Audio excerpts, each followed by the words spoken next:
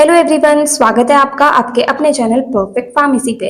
मैं हूं सुनीता कंवर एंड आज के वीडियो के अंदर हम लोग जो हमारा 8th सेमेस्टर का सब्जेक्ट है फार्मेको विजिलेंस, इसके कुछ प्रीवियस ईयर क्वेश्चन पेपर्स जो हैं वो इस वीडियो के अंदर डिस्कस करेंगे। ठीक है, तो क्वेश्चन पेपर देखने से हमें क्या आइडिया लग जाता है कि हमारे पास किस टॉपिक में से किस तरह के क्वेश्चन जो है वो पूछे जाएंगे, तो उसके अकॉर्डिंग हम लोग क्या है प्रिपरेशन हमारे एग्जाम की कर सकते हैं। अब जो फार्माकोविजिलेंस है ये भी एक इलेक्टिव सब्जेक्ट है, मतलब हमारे पास बहुत सारे सब्जेक्ट्स में से ऑप्शन है, तो हम इस सब्जेक्ट को चूज कर भी सकते हैं, नहीं भी कर सकते। हमारे ऊपर डिपेंड करता है कि हमें जो सब्जेक्ट सही लगे हम उसके अकॉर्डिंग जो है चूज कर सकते हैं। ठीक है, तो टोटल 2 क्वेश्चन पेपर जो है फार्माकोविजिलेंस के वो हम इस वीडियो के अंदर डिस्कस करेंगे। तो इस वीडियो को आप लोग एंड तक देखना, आपको पता चल जाएगा कि मतलब किस टॉपिक में से किस यूनिट में से कितने ज्यादा क्वेश्चंस पूछे जाते हैं, कम क्वेश्चंस पूछे जाते हैं, किस तरह के क्वेश्चंस जो है वो पूछे जाते हैं।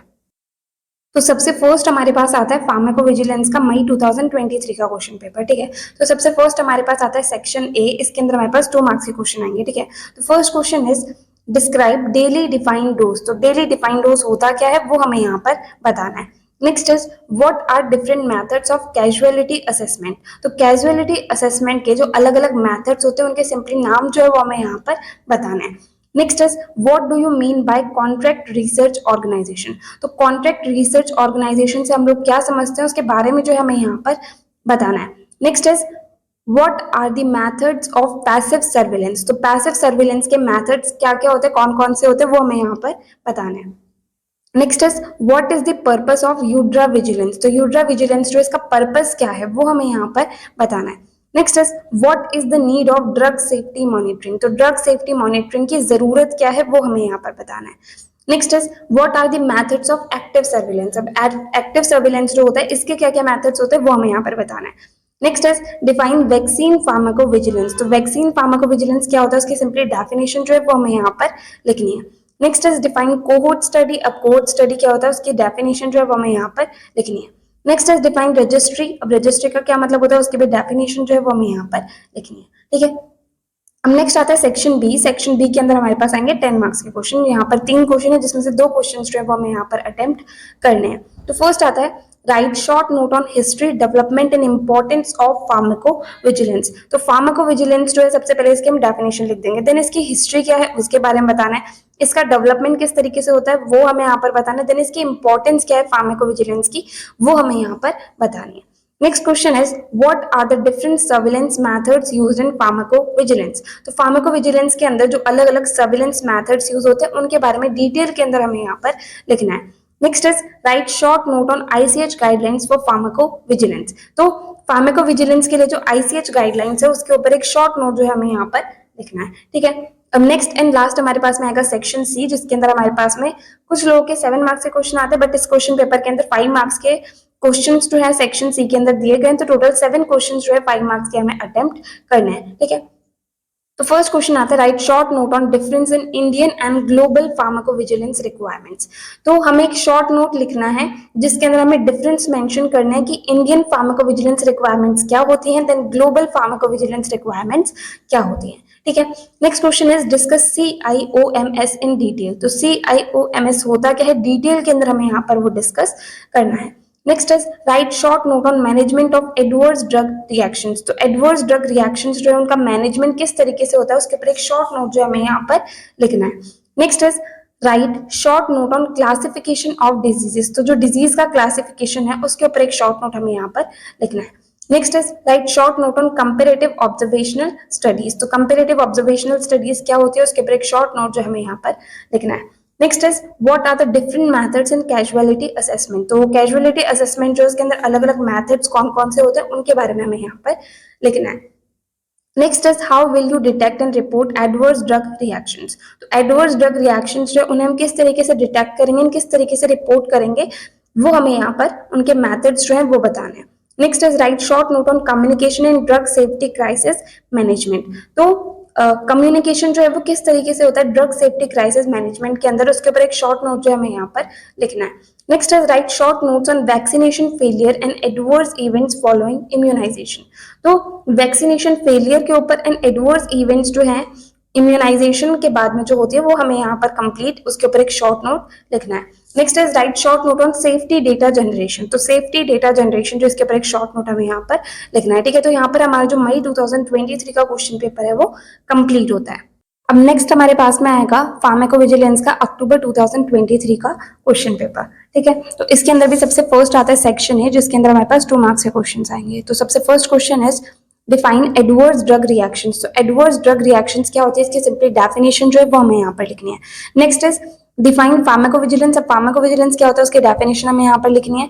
Next is what is contract research organisation. तो कॉन्ट्रैक्ट रिसर्च ऑर्गेनाइजेशन क्या होती है वो हमें यहाँ पर बताना है।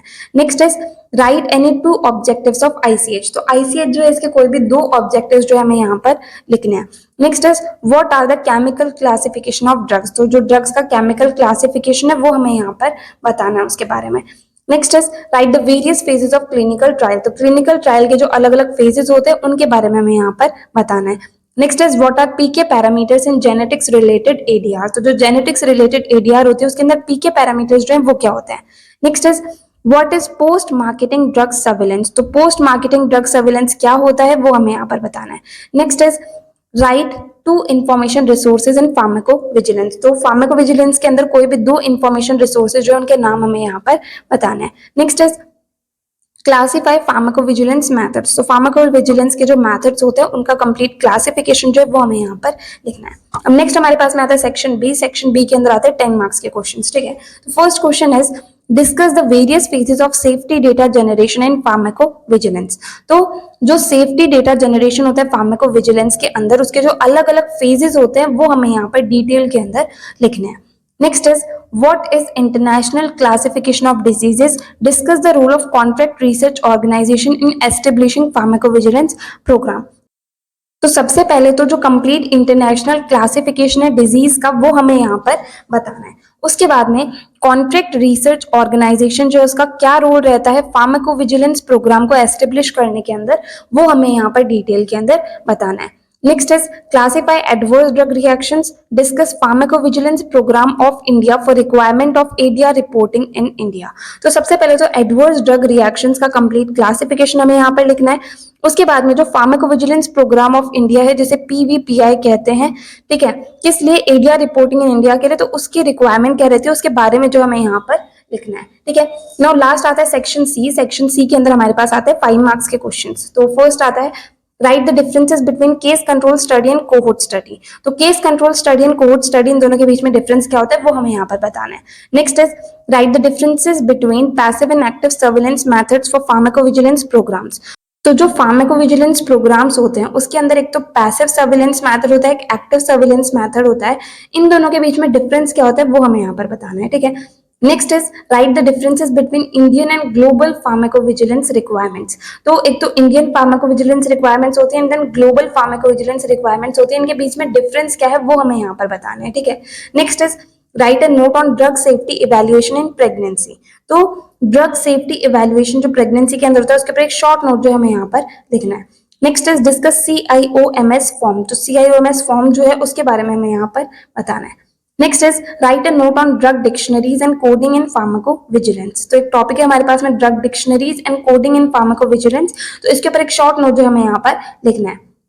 Next is discuss the communicating regulatory agencies involve in pharmacovigilance.